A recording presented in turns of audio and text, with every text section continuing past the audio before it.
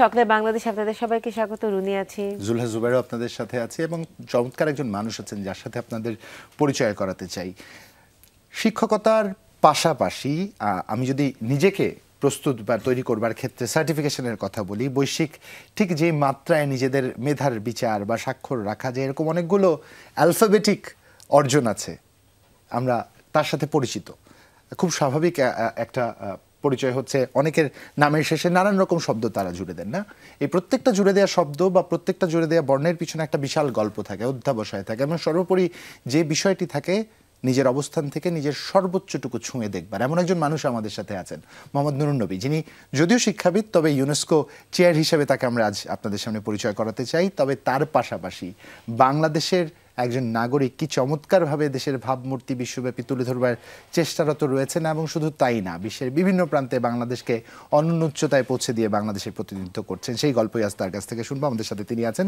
Sir, শুভ সকাল এবং আমন্ত্রণ সকালের বাংলাদেশ। শুভ সকাল এবং যমুনা টিভির আপনাদের সবাইকে অনেক ধন্যবাদ আমার কথাগুলো শেয়ার করার জন্য।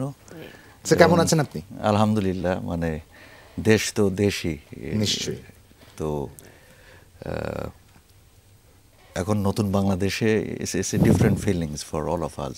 নিশ্চয়ই এই জায়গাটাই স্যার একটা ভিন্ন রকম প্রসঙ্গ আমরা আনতে চাই। তবে তার আগে কৌতূহলী একটি জিজ্ঞাসা আছে। আমরা নানান পেশার, নানান বর্ণের, নানান ধর্মের, নানান জায়গার মানুষ বা প্রতিনিধি পেয়েছি। This is the first time we are having a UNESCO chair in সকালের বাংলাদেশ। এটা আমাদের জন্য একটা বিশাল আনন্দের বিষয়। I can not hold myself from asking you, একজন ইউনেস্কো চেয়ার তার দিনের শুরুটা কিভাবে করেন? My viewers want to know, how do you usually start your day? You have to be honest what you want to do. Right. Honest থাকলে আপনার দিনটা ভালো থাকবে আর কি। এটা দিনের প্রস্তুতি, how do you energize yourself?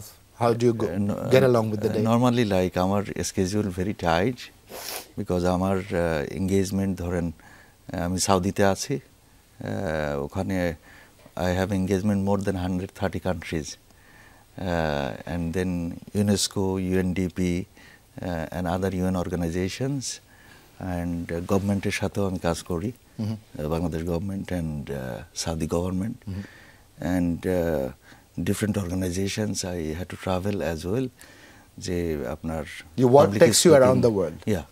Sir, একটু আমি কৌতূহলী, আমার দিনে আসলে 24 ঘন্টা আমি শেয়ার করতে চাই। দুনিয়ার দিনেও 24 ঘন্টা স্যার, আপনার দিনে আসলে কয় ঘন্টা? 130 এটা হলো আমার ওয়াইফ হলো সবসময় এটা বলে যে like you know I don't get enough time, I sleep bit, but ভাল লাগে যে বিভিন্ন জায়গায় কিছু দিতে পারি, এটাই হলো ভালো লাগে। স্যার, আপনি বলছিলেন কিছু একটা।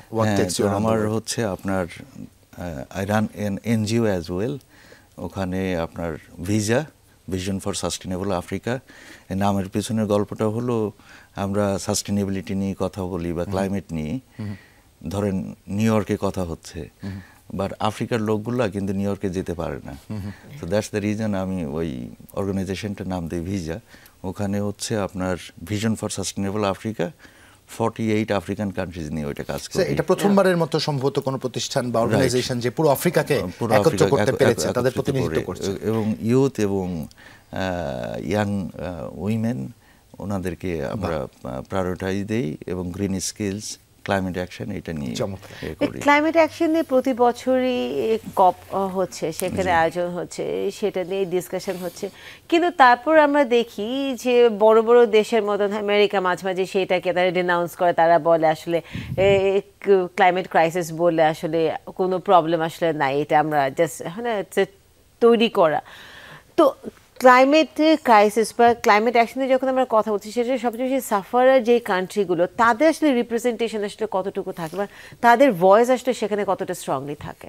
এটা হয় কি, পৃথিবীটা you need to show your data, but আমি আমাদের দেশের ক্ষেত্রে যেটা বলি, আমি লাস্ট বাকুতে যেটা হলো 2029 যেটা আই মেট, মানে কিছু ইউথ ছিল বাংলাদেশের অ্যামেজিং, যে পার্বত্য চট্টগ্রাম থেকে, ইন্ডিজিনাস কমিউনিটি থেকে, ওই সুন্দরবনে কিছু ছেলে মেয়ে কাজ করে। We need to promote them. And আমি আমার বয়স হলেও আমি ইউথদেরকে প্রচণ্ড ভালোবাসি এবং তাদের সাথে কথা বলি। কারণ আমাদের সোসাইটিতে যেটা হয়ে গেছে, কেউ ইউথ কথা বললে বলি যে তুমি ছোট, তুমি চুপ থাকো। I think the things have been change because the way তাদের পড়ালেখা মানে শেখার ধরন বা কথা বলা বা পার্টিসিপেশনের ধরন আমাদেরকে প্রায়োরিটি দেওয়া উচিত। নিশ্চয়ই স্যার, আমি জানি রুনিয়া প্রশ্নটা কেন করছিল, কারণ she has an experience of Koyra. Runia ওখানে লাইফস্টাইল দেখেছে, জলবায়ু বাস্তু বা জলবায়ুর কারণে মানুষ কি ভোগান্তিতে পড়ে।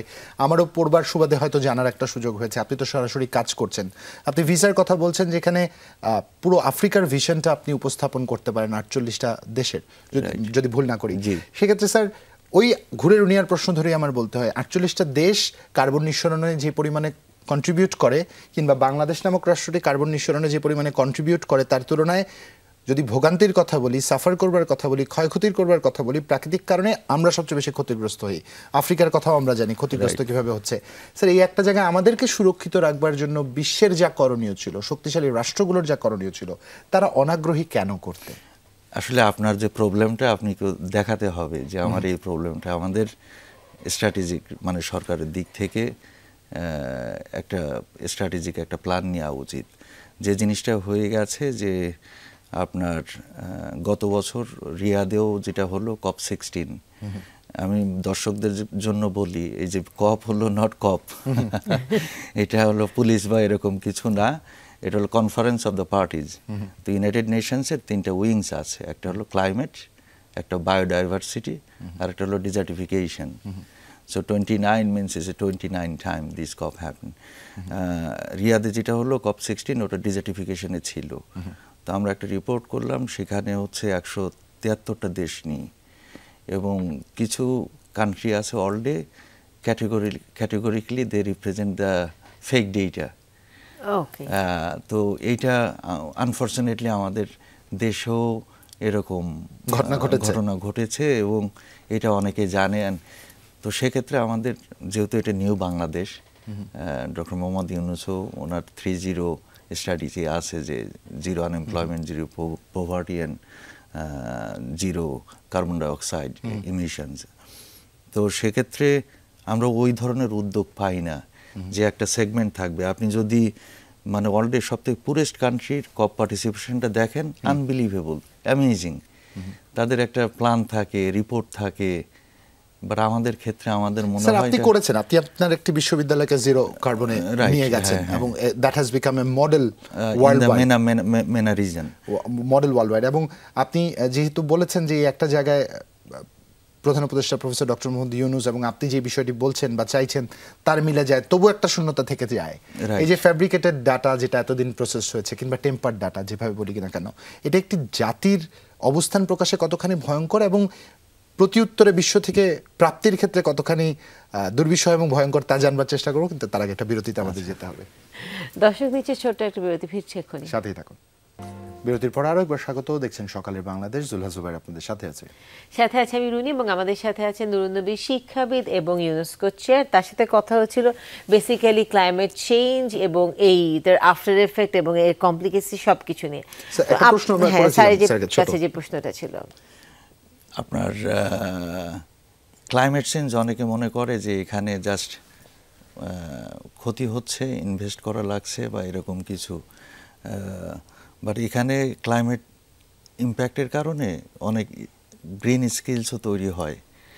সেটা আমাদের হোল ইকোসিস্টেম, আপনি হিস্ট্রিক্যালি দেখলে দেখবেন 2015 সাল ভেরি সিগনিফিক্যান্ট ইয়ার। তো সেক্ষেত্রে আপনার 2টা জিনিস আসে, একটা হলো সাস্টেনেবল ডেভেলপমেন্ট গোলস, যে 17টা বৈশ্বিক টেকসই উন্নয়নের জন্য যে লক্ষ্যমাত্রা, আর একটা হলো আপনার প্যারিস এগ্রিমেন্ট, যেটা ক্লাইমেট, একটা সেপ্টেম্বরে হলো। অ্যান্ড বোথ এই বৈশ্বিক যে টেকসই লক্ষ্যমাত্রা, এখানে more than 193 countries they sign, agreed and signed as well. The challenge is both agreement, US unfortunately withdrew. So আপনি যেটা আগে বলছিলেন যে ইউএস এটাকে মানে না, বা there are some political agenda, but reality check, আপনি কালকেও দেখলেন মনে হয় যে hottest in Europe, right? The hottest day, and it's happening. আপনি সাউদিতে প্রচুর বৃষ্টি হয়, ইউএইতে হচ্ছে লাস্ট ইয়ারে বন্যা হয়েছে, এটা কখনো তো it's happening. So we are not closing our eyes, right? তো এটা অস্বীকার করার কোনো উপায়ও নেই। যে জিজ্ঞাসা ছিল যে ফ্যাব্রিকেটেড ডাটা কি পরিমাণে ক্ষতি করে আমাদের? আসলে হয় কি, আমি ইম্প্যাক্টটা বলি। একটা এক্সাম্পল আমি দেখলাম যে ইউনিসেফের একটা রিপোর্ট বাংলাদেশের শিক্ষা ব্যবস্থা নিয়ে। সো 2023 সালে আপনার এসসি, যেটা ডিপার্টমেন্ট অফ প্রাইমারি এডুকেশন, এখানে আপনার সংখ্যা দেখাইছে 3.6 মিলিয়ন। আবার ওইটার উপরে বেস করে আর একটা রিপোর্ট করলো, পলিসি রিপোর্ট, সেটা হলো এনএসএ, ন্যাশনাল স্টুডেন্ট অ্যাসেসমেন্ট। আবার এই ডেটাটা আপনি দেখাচ্ছেন ইউনেস্কো বা ইউনাইটেড নেশনসকে।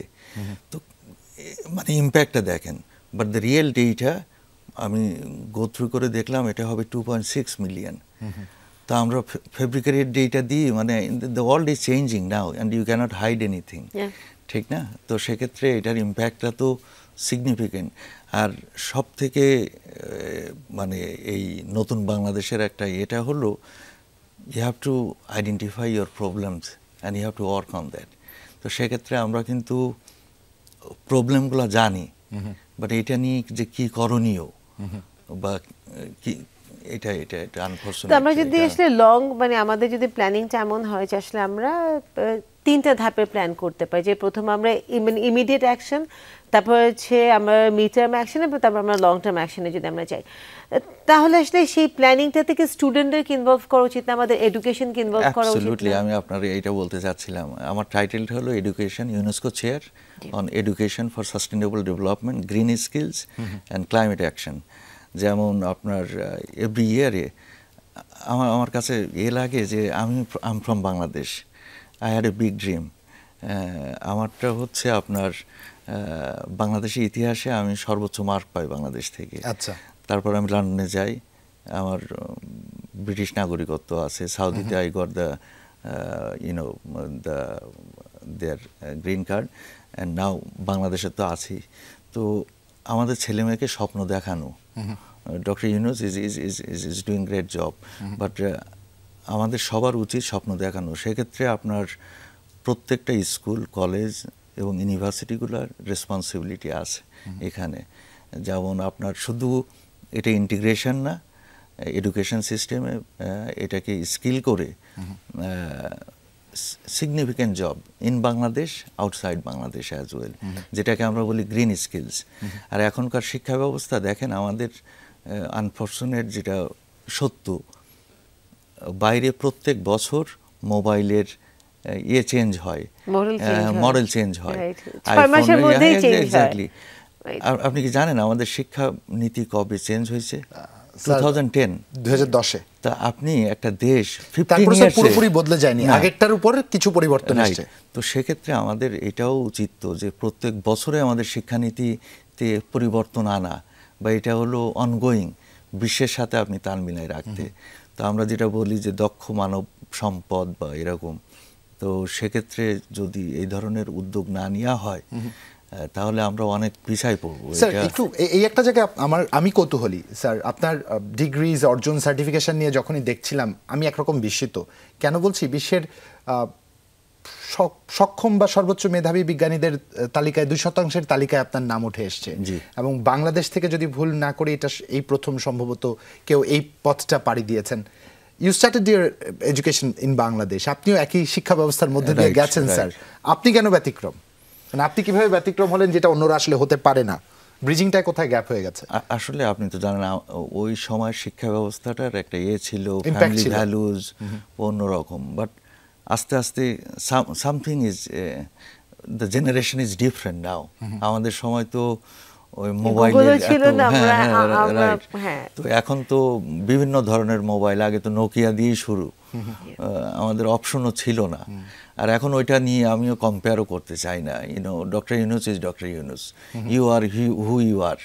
সো এইখানে যেটা হলো, আমাদের ছেলেমেয়েদেরকে স্বপ্ন দেখানো, অনেক সম্ভাবনা আছে, অনেক সুযোগ আছে, কারিকুলাতে পরিবর্তন আনতে হবে আমাদের দেশে। তো আসলে বেসিক্যালি আসলে আমাদের যদি পলিসি লেভেলে আমরা চেঞ্জেস আনতে পারি, তাহলে আসলে আমাদের যে মানব সম্পদটা আছে তাকে আমরা দক্ষ মানব সম্পদ হিসেবে বিশ্ববাজারে তাদেরকে দিতে পারছি। আপনি বলছেন যে গ্রিন স্কিলের কথা, আসলে কি কি ধরনের গ্রিন স্কিল আসলে আপনি দেখেছেন যে ডেভেলপ হয়েছে ক্লাইমেট অ্যাকশন অ্যাড্রেস করতে গিয়ে? এখানে দেখেন রিনিউয়েবল এনার্জি আছে এবং কৃষিও আছে। আমি যখন সুইজারল্যান্ডে গেলাম তখন আমার ওয়ার্ল্ড ট্রেড অর্গানাইজেশন থেকে ওরা ইনভাইট করলো পলিসিতে। তো I was amazed. I said আমরা বাংলাদেশ থেকে কৃষক নিয়ে আসি না কেন? হ্যাঁ, we have to be forward looking, বুঝছেন? আমাদের সব থেকে অসুবিধাটা হলো যেটা, যে আমাদের ডেটা ড্রিভেন পলিসিটা কম হয় সামহাও। আর এই পলিসিগুলা বা ডেটাগুলা স্কুলে, ক্লাসে, ইউনিভার্সিটিতে এটাও ইন্টিগ্রেট করা উচিত। আমরা ম্যাকডোনাল্ডসে কি হইতেছে, ইউএসএ কি হয় সেটা নিয়ে ব্যস্ত, বাট বাংলাদেশের ডেটাগুলাও যে যদি কেস স্টাডি হতে পারে তাহলে ওই ডেটাগুলো নিয়ে কিন্তু আগ্রহ থাকে। ও আমরা এই ছিলাম স্কুলে, দেখেন একটা ডেটা দেন না যে আগে। আর আমাদের হয় কি, মানে সামহাও ভালো ডেটাগুলো আমরা শুধু সামনে নিয়ে আসি, আমাদের রিয়ালিটিটা আনি না। তখন রিয়ালিটি নিয়ে আসতে হবে, ডিসকাশন করে data driven policy, but not the fake data, যে আপনার ফেব্রিকেটেড ডেটা। আমরা সামনে যেতে চাই, বাট ফেব্রিকেটেড ডেটা দিয়ে সামনে যাওয়া এটা ধন্যবাদ আপনাকে। আপনার সাথে এই আলাপচারিতা আমাদের চলবে। আরেকটা বিরতির সময় আমাদের হয়েছে, ছোট্ট একটা বিরতি নিচ্ছি, ফিরছে এখনই, সাথেই থাকুন।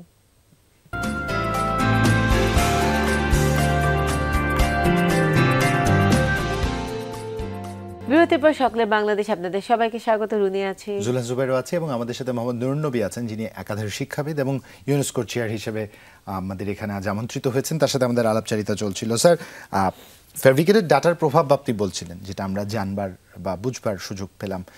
একটা বরাবরই শূন্যতা দেখা যায়, যেটা একাডেমিয়া এবং ইন্ডাস্ট্রির মধ্যে একটা বিশাল বিস্তর ফারাক তৈরি হয়। যে জন্য আমাদের, আপনি কারিকুলামের কথা বলছিলেন, হয়তো আজ থেকে 15 বছর আগের কারিকুলাম, যেটা সমসাময়িক বাস্তবতায় অপ্রাসঙ্গিকও কিছু ক্ষেত্রে, এই পুরো ক্ষেত্রটাই স্যার করণীয়টা কি আছে, আপনার অভিজ্ঞতা কি বলে? এটা হলো, আমরা সাউদিতে আমি গভর্নমেন্টের সাথে এবং আপনার ওয়ার্ল্ড ব্যাংকের সাথে একটা কাজ করলাম। এখন যেহেতু আপনার সবাই আমরা চিন্তা করছি যে ফিউচার হায়ার এডুকেশনটা কি হবে, যে 4 বছর ছেলেমেয়েরা কি ইউনিভার্সিটি আসবে, অথবা আপনার পুরোটা এআই দিয়ে রিপ্লেস হয়ে যাবে? হ্যাঁ, এআই দিয়ে রিপ্লেস হবে, অথবা স্কিল বেসড, যে ছেলে বা মেয়েটা আপনার এআই রিলেটেড স্কিল দরকার, ওর যদি ট্রেনিং বা সার্টিফিকেশন থাকে 2 মান্থস, 3 মান্থস, 6 মান্থস, আপনার ওকে দরকার, রাদার দেন আপনার যে ছেলেটা কম্পিউটার সায়েন্সে 4 বছর পড়াশোনা করছে। তো এখানে স্কিল ভেরি ইম্পর্টেন্ট। আমাদের ওই প্রজেক্টে যেটা ছিল, একটা ছেলে বা মেয়ে আপনার ডিগ্রি সার্টিফিকেশনও পাচ্ছে, সাথে সাথে 13টার মতো প্রফেশনাল সার্টিফিকেশনও পাচ্ছে স্কিল। অ্যান্ড ওয়ার্ল্ড ব্যাংক আমাদের ওই প্রোগ্রামটাকে গ্লোবাল মডেল কারিকুলা হিসাবে আখ্যায়িত করে। তো এবং ওখানে আমাদের যেমন হয় কি, হোল ইকোসিস্টেম, যে হলো আপনার টিভিইটি যেটা আমরা বলি, এখানে যেটা আছে কারিগরি শিক্ষা, আমাদের সমাজে হয়ে গেছে কারিগরি শিক্ষা মানে খুবই খারাপ। ইটস নট লাইক দ্যাট, কিন্তু সেটা কিন্তু ভেরি ইম্পর্টেন্ট। এখন কিন্তু বলে যে কারিগরি শিক্ষা মানে কিছু কিছু আছে কর্ম যেটা আসলে কখনোই এআই রিপ্লেস করতে পারবে না, অ্যাবসলিউটলি। এবং এই মেসেজগুলো দেয়া যে ইউথদের, যে তোমাদের এই ক্ষেত্রে এই সুযোগ আছে, যে আমাদের এই জন্য বলি যে ডেটা আমাদের যেটা দরকার ইউথদের সামনে, জাতির সামনে দেয়া, যে আমাদের এখন এই অবস্থা, এই সেক্টরে এইটা, নেক্সট সেক্টরগুলো কোন কোন এমার্জিং সেক্টর আসতে পারে, ভালো ভালো সেক্টর। বিভিন্ন দেশে আপনি ওয়ার্ল্ড ইকোনমিক ফোরামে দেখবেন এ ধরনের ডেটা প্রেডিক্ট করে, রাইট। বাট আমাদের দেশে হয়, আমাদের তো ফেব্রিকেটেড হলে ফোরকাস্টিং হবে না স্যার, খুব স্বাভাবিক বিষয়। বাট এখন তো দরকার, এখন তো আমরা নতুন বাংলাদেশে, এখন আসলে আমার কাছে যেটা মনে হয় যে সেটা হচ্ছে যে প্রথমে আসলে আমরা খুব বেশি research oriented nation, educational system আমাদের রিসার্চ ওরিয়েন্টেড না। কিন্তু আপনি যেটা বলছেন যে নিউ কারিকুলামে আমরা কি আসলে স্টুডেন্টরা যদি নলেজের জন্য তাদের ইউনিভার্সিটি আসার দরকার নেই, they need to learn skill. তো সেই স্কিল সেটের সাথে কি কমিউনিটি এনগেজমেন্ট ইউনিভার্সিটিগুলোকে অ্যাড্রেস করা উচিত? স্যার, সাথে যেহেতু এটা আমাদের শেষ 2 মিনিট, একটু জুড়ে দিতে চাই এসডিজি গোলস এর বাংলাদেশের অর্জনের কতখানি আমরা এগোতে পারলাম, দুটো মিলিয়ে যদি উত্তর। তো এটা হলো আমরা যেটা বলি ভ্যালু বেসড এডুকেশন। শুধু নলেজের জন্য তো আমার অ্যাজ এ হিউম্যান বিইং, আমি দেশের সিটিজেন হিসাবে শুধু 21শে ফেব্রুয়ারিতে আমরা ফুল দিয়ে আসলাম, আমার দায়িত্ব তো দেশের জন্য শেষ না। দেশে অনেক প্রবলেম আছে, বাট আমার দিক থেকে প্রত্যেকেই যদি নিজের দিক থেকে কিছুটা হলেও কন্ট্রিবিউট করে, যেটা আমরা ভ্যালু বেসড এডুকেশন বলি। তো ওনারা মানে আপনার শিক্ষার দিক থেকে যারা পলিসি মেকিংয়ে আছেন, ইনক্লুডিং লাইক উপদেষ্টারা বা ইউজিসি বা আপনার ডিপার্টমেন্ট অফ প্রাইমারি এডুকেশন, ওনারা যদি ভ্যালু বেসড এটা ওখানে ঢোকাতে পারে, আমার মনে হয় এটা তাহলে একটা চেঞ্জ আসলে রাইট আসবে। রাইট। আর এসডিজির ক্ষেত্রে যেটা হলো সাস্টেনেবল ডেভেলপমেন্ট গোলস স্ট্যাটাস যেটা বললেন আপনি, বাংলাদেশের অবস্থান এখন হচ্ছে অলরেডি 107th, 107তম। কতগুলো দেশের মধ্যে 193 না 165, বিকজ অনেক দেশ ডেটা বা অন্যান্য মিসিং থাকে এই কারণে। তো সেক্ষেত্রে সাউথ এশিয়ার মধ্যে আমরা নাম্বার 5, ভুটান, মালদ্বীপ, অন্যরা আছে, but we are above Pakistan and India. This is encouraging because there are neighbouring country. But আমার যেটা মনে হয় যে এখানে আরও উন্নয়ন করা সম্ভব, বাট আমাদেরকে আরও সবাইকে এঙ্গেজ করে কাজ করা। আর পুরো এসডিজি বলেন বা গ্রিন স্কিলস বা ক্লাইমেট, এটা হলো আমি সবসময় যেটা বলি, together we can make a better world, together we can win, together we can fight, together we can share the failure, together we can share the success. এটা যদি সবার মধ্যে থাকে, তা সবাইকে নিয়ে আমি সাকসেসটা নেই, সবাইকে নিয়ে আমরা ভাগ করি, সবাইকে নিয়ে আমরা বাংলাদেশকে আরো সামনে নিয়ে যাই, এটা হবে সকালের বাংলাদেশের মূল মন্ত্র আমার মনে হয়। চমৎকার স্যার, অসংখ্য ধন্যবাদ। আপনারা যারা সিদ্ধান্ত প্রণেতা আছেন, হয়তো কেউ শুনেছেন কিংবা কেউ শুনেননি, হয়তো আজকে দিনের কোনো একটা সময় আপনাদের কোনো সুরিদ এই তথ্যগুলো আপনাদের কান অবধি পৌঁছে দিবে, এই প্রত্যাশাটা রাখতে চাই। কারণ এই তথ্য নিয়ে ভাবনার সময় এসেছে। বাংলাদেশের প্রকৃত রূপ এবং সেই রূপের উপর নির্ভর করে আমাদের আগামীর নির্ধারণ, ঠিক কোন পথে এগোবো আমরা, তার সময় বোধহয় এখন এসেছে। একটু ভাবুন, ভাবলে সত্যিই মাথা খোলে। আজকের মতন বিদায় নিচ্ছি, সবার জন্য আবারও শুভ সকাল। শুভ সকাল।